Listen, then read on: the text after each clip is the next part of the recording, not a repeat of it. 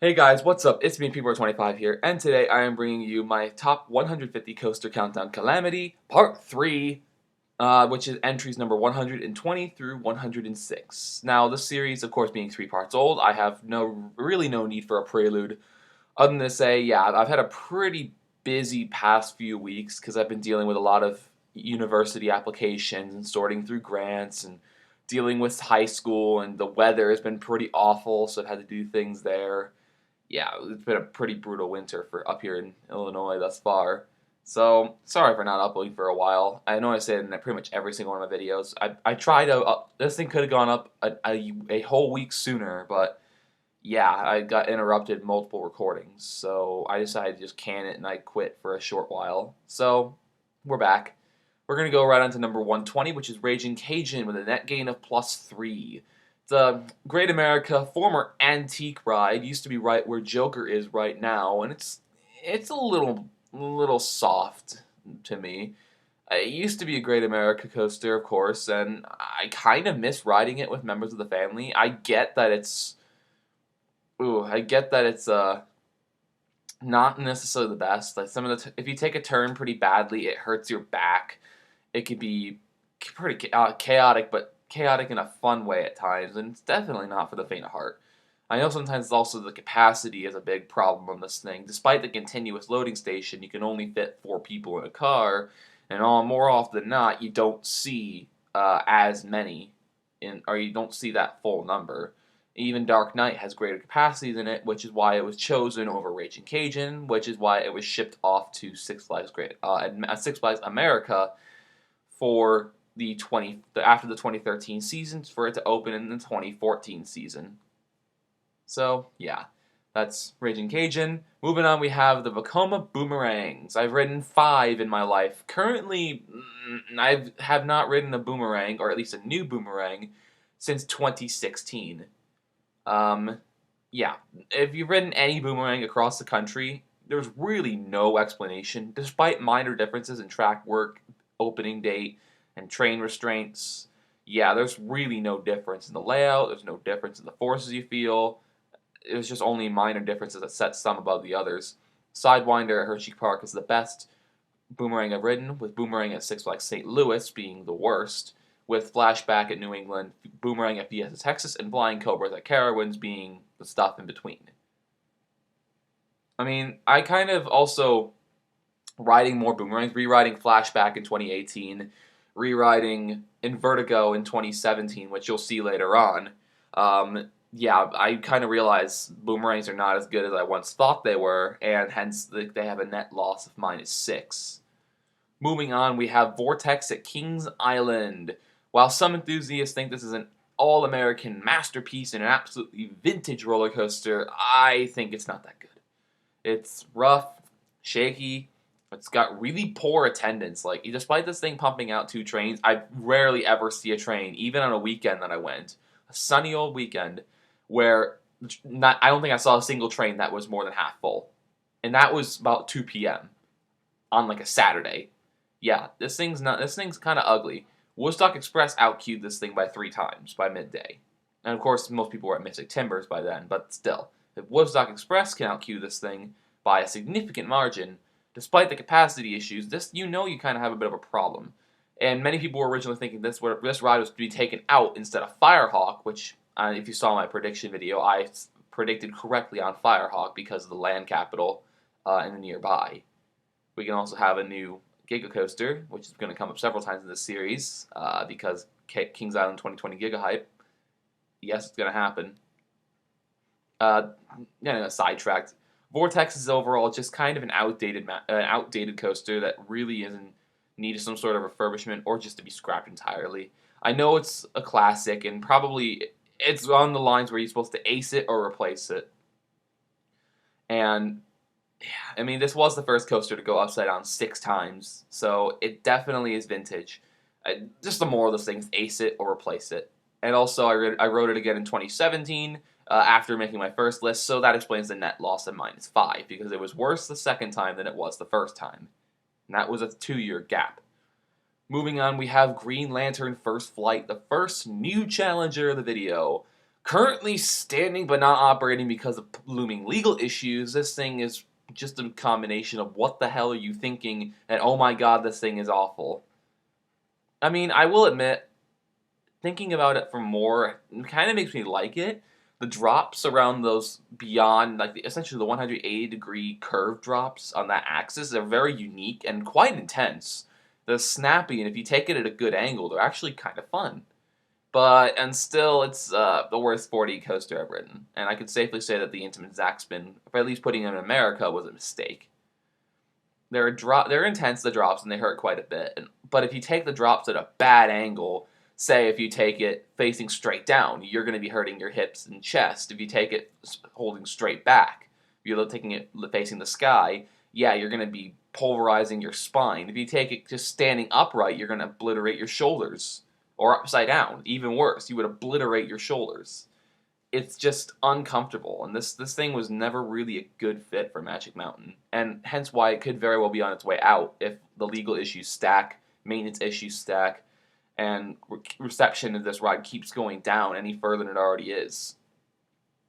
I mean, this thing is okay, but it's still quite bad. It has a couple nice things but it's mostly just dumb luck if you actually get good rotations on it.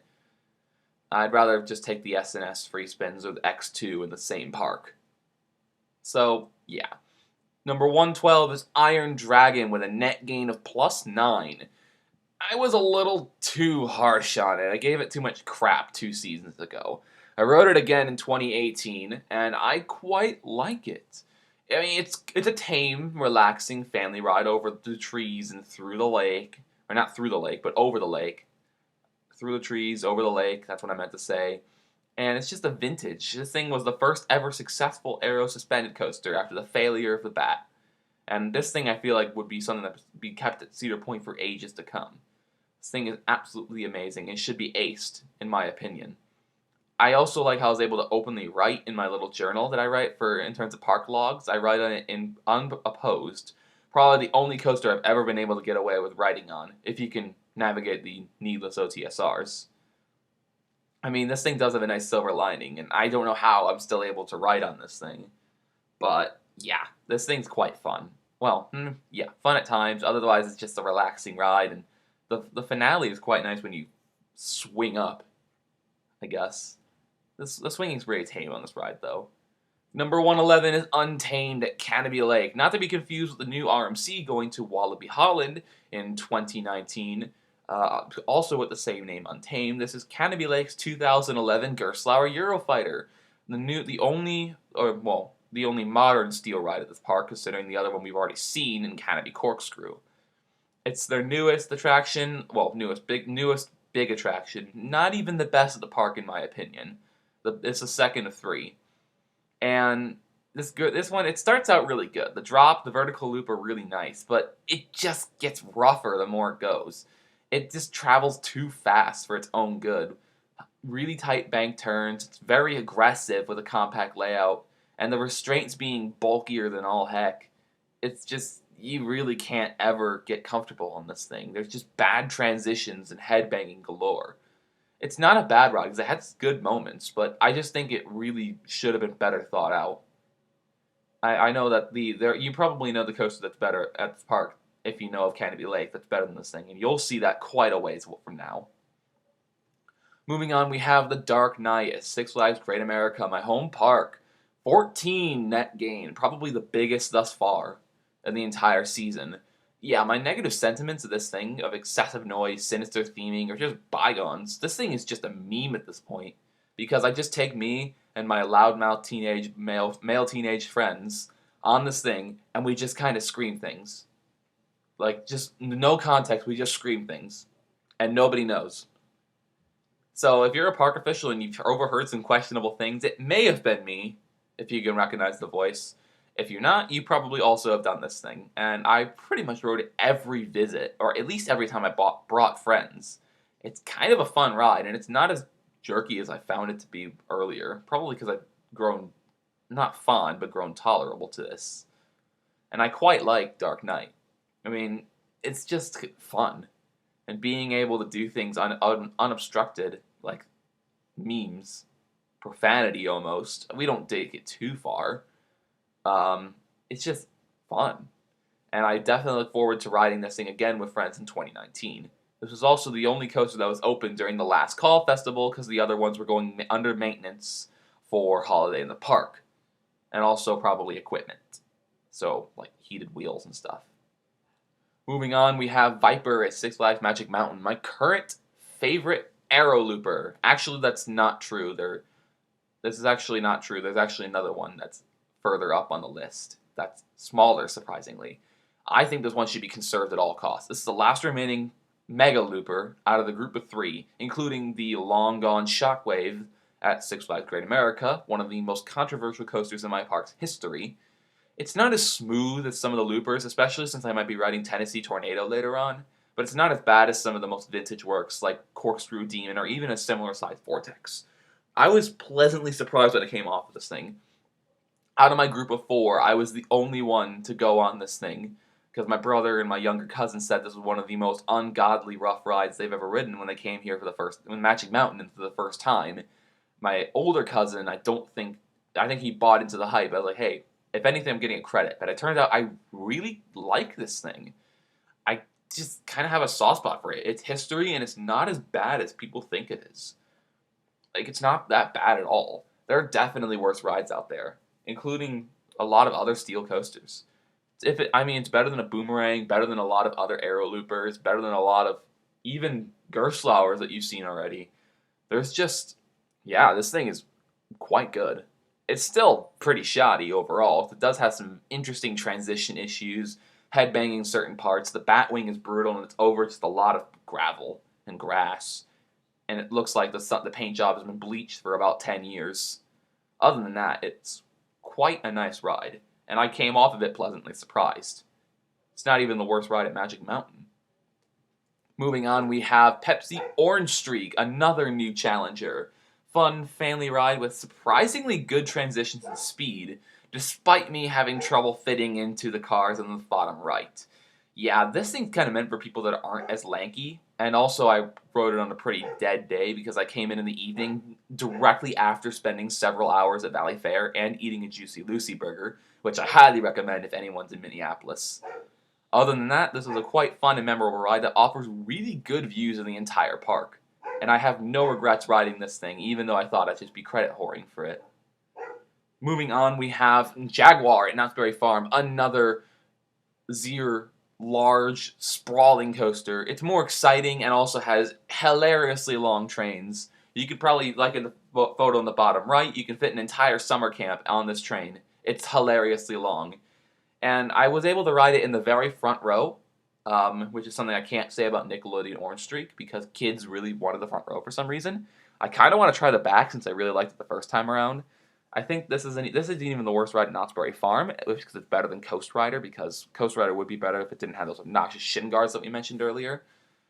Yeah, this one actually has longer trains, I think, pretty poor dispatches, if I remember correctly. It's a long ride with a pretty nice theme. The queue line is quite elaborate, and they are conditioned as well.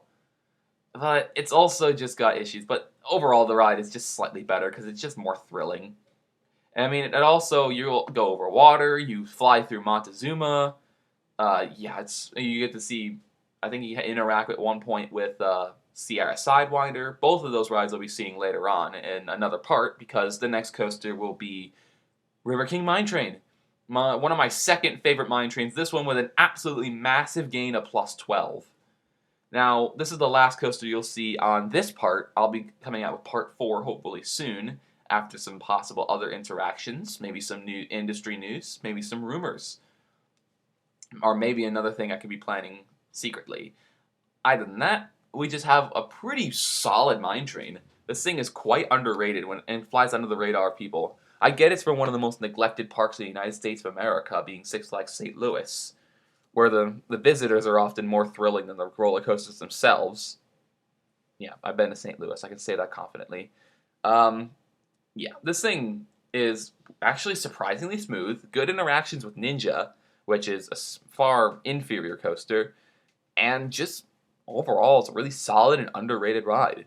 I think the best mine train I've ever ridden is only one spot higher, maybe 2 spots higher than this, But other than that, I actually really like River King Mine Train. I probably should go back to St. Louis when they possibly just maybe get something new. Um, but yeah, I probably won't be back to ride this thing for a while. I also do want to say that I recommend not spoiling yourself on the ride layout. The ride layout is actually quite solid for a mine train, and there's a really nice ending to the ride. So this is one of the rides where I don't recommend watching a POV of it. I think I came into this ride blind, and that's maybe why I liked it so much. I mean, considering it's better than like 2 of the parked coasters, maybe even 3, yeah, it's definitely good. So that about does it for my part 3 of my top 100 coaster countdown, Calamity. I hope you guys have enjoyed this video. I yet again apologize for not being able to upload for a short while. Like I said, I had a lot of things going on, and I should have my university decision within 2 months. Probably less than that, though.